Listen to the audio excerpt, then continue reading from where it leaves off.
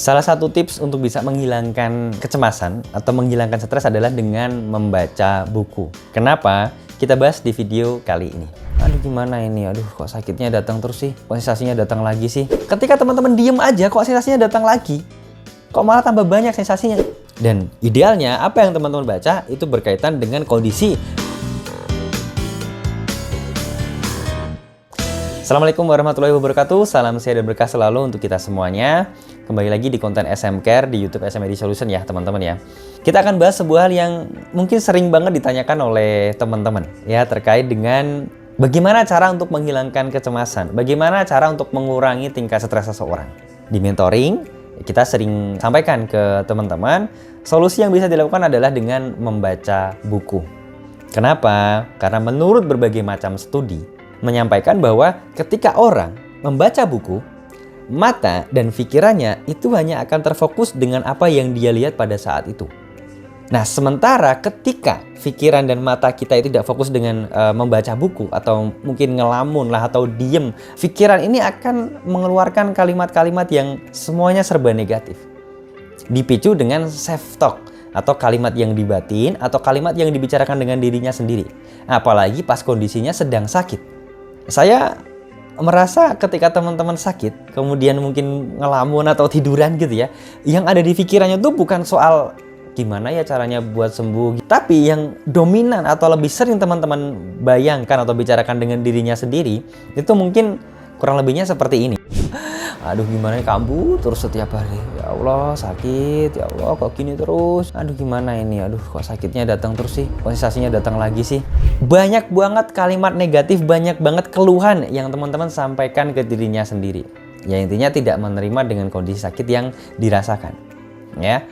Nah itu adalah hal yang sebenarnya wajar gitu ya, wajar banget sih. Cuman ketika teman-teman semakin mengafirmasi kalimat-kalimat negatif itu, semakin teman-teman ngomong tentang kondisi diri teman-teman sendiri, pertanyaannya adalah teman-teman jadi rileks atau teman-teman jadi tambah cemas? Kan gitu ya. Jawabannya pasti yang ini nih, jadi malah tambah cemas, nggak karuan gitu ya. Akhirnya apa yang terjadi? Ketika teman-teman cemas, asam lambung itu naik. Ketika asam lambung naik, ya udah, ketika teman-teman diem aja kok sensasinya datang lagi? Kok malah tambah banyak sensasinya? Ya gara-gara itu. Padahal nggak ngapa-ngapain. Gara-gara teman-teman cemas memikirkan kondisi yang dirasakan sekarang. Nah di mentoring, salah satu hal ini kita sebut dengan shifting break atau sebab sakitnya. Jadi di mentoring atau di buku 5 langkah ampuh ya teman-teman, itu ada 3 shifting break. Yang pertama karena faktor trauma. Ya, yang kedua adalah karena kondisi yang dirasakan sekarang gitu ya. Yang ketiga adalah karena faktor eksternal. Nah, kalau karena kondisi yang dirasakan sekarang, cemas gara-gara kondisi yang dirasakan sekarang, ya, ini perlu treatment 2 hal teman-teman. Yang pertama teman-teman perlu gali dulu, ya, cemasnya tuh kenapa? Oke, gara-gara sakit. Oke. Yang kedua, teman-teman perlu mengubah bagaimana cara merespon pada saat kondisi teman-teman ada sensasi, pada saat kambuh sensasinya. Kenapa? Kalau ini nggak dirubah dan teman-teman meresponnya dengan cara yang negatif, maka yang terjadi adalah itu akan menambah level cemas teman-teman. Kenapa? Karena respon yang teman-teman lakukan selama ini, ya, selalu semuanya serba negatif, selalu mengafirmasi hal-hal yang negatif gitu ya, ngomong yang buruk-buruk, overthinking lah kalau banyak orang bilang seperti itu.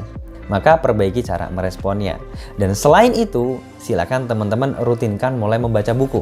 Ya kalau mau powerful sih bisa membaca Al-Quran juga ya, atau kitab suci teman-teman masing-masing, atau mungkin buku-buku motivasi yang lainnya juga banyak. Ya kalau mau berkaitan dengan sakit teman-teman, solusinya gitu ya, silakan baca buku 5 langkah ampuh, baca buku Senyum 37.